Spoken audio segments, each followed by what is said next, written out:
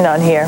That's the 5:30 First News for this Monday. Thanks so much for watching. We have more coverage for you on today's tornado destruction up next, and WRAL-TV will bring you a special report tonight at 7. Have a good evening, and we'll see you tomorrow.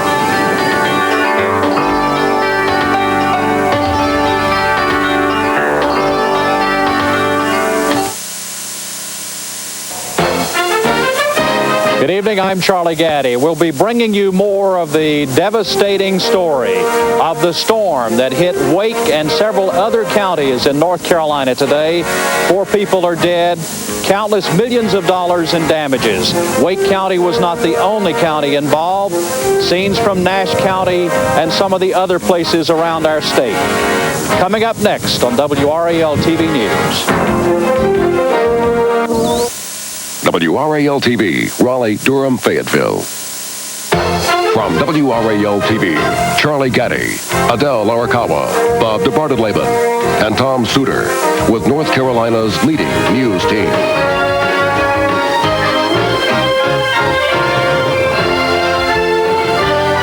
This is WRAL-TV News.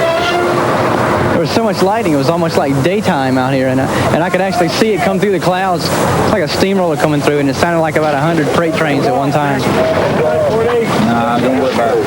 I'll get back a little bit with the camera. Get back a little bit. Got orders already? A man on here. Pass the steamer. Pass lane. Get that blanket covered.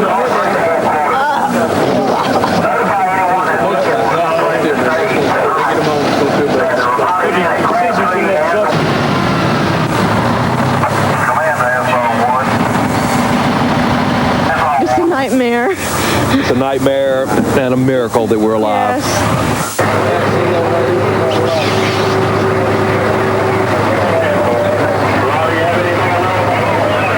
But I heard a boom and I heard a crash toward the front of the store, the windows, and I knew I couldn't make it to the back of the store. I started running, but I knew I wouldn't make it, so I got to the toys and I ducked under, and that's when everything started falling. I'm just lucky to be alive. Number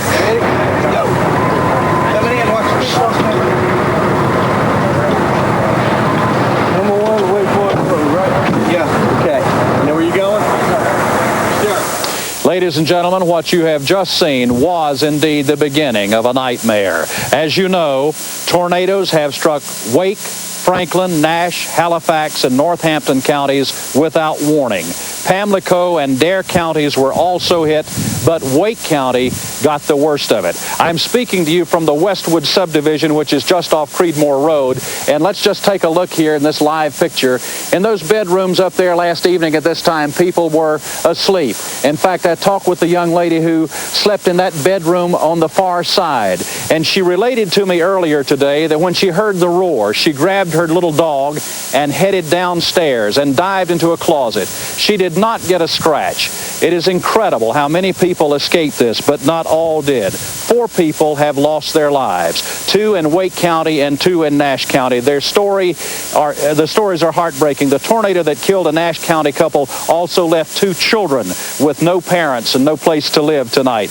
Roy Alston and his wife Mary were found with their arms wrapped around each other. Their 2 children with them in their mobile home survived it. Then there's the story of the 8-year-old girl, Janet Barnes, the 3rd grader who was described as everybody's friend. Also killed another youngster, 14-year-old Pete Fulgham of Raleigh.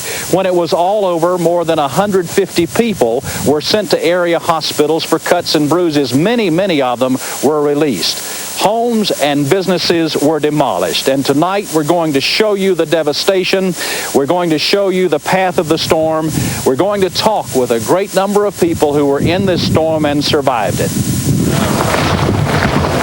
Good Lord, look at that. Walking into this neighborhood is very much like walking into a Hollywood set that is built for a horror movie. The difference is this is real. The people aren't actors. They are doing the best they can to cope. Some recounted the moments they will never forget.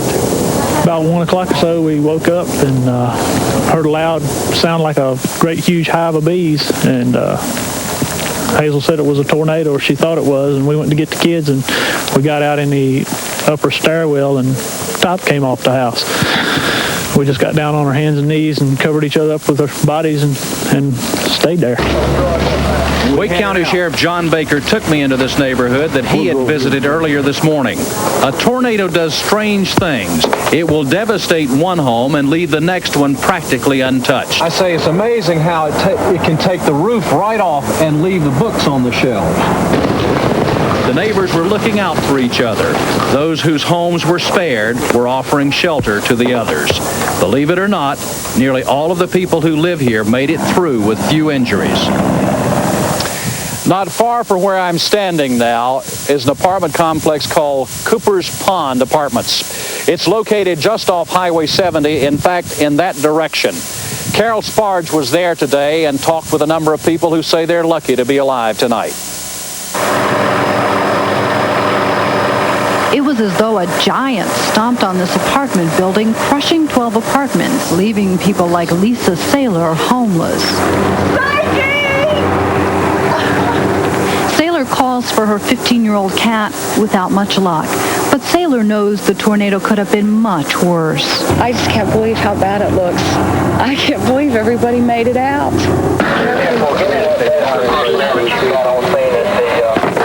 The tornado hit the Cooper's Pond Apartments at the worst time.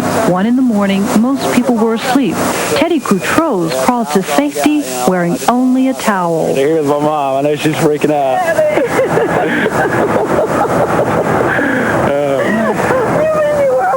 I'm all right, Mama. There's my apartment right over there. I'm all right. I'm alive. Residents say one bright spot in all of this was that the approaching tornado was so loud that many of the residents heard it and had time to get out safely. Amazingly, only 3 residents are injured, no one seriously. But emotionally, it's something people here won't forget. Because I saw all this debris and all this stuff coming towards me, so it was devastating. And as if it's not enough to lose your home, the tornado damaged 50 cars, snapping a lamppost like a toothpick. And all day long, people look on in disbelief, wondering how anyone could survive a building toppling on them. Most agree it had to be a miracle. Carol Sparge, WRAL-TV News, Raleigh.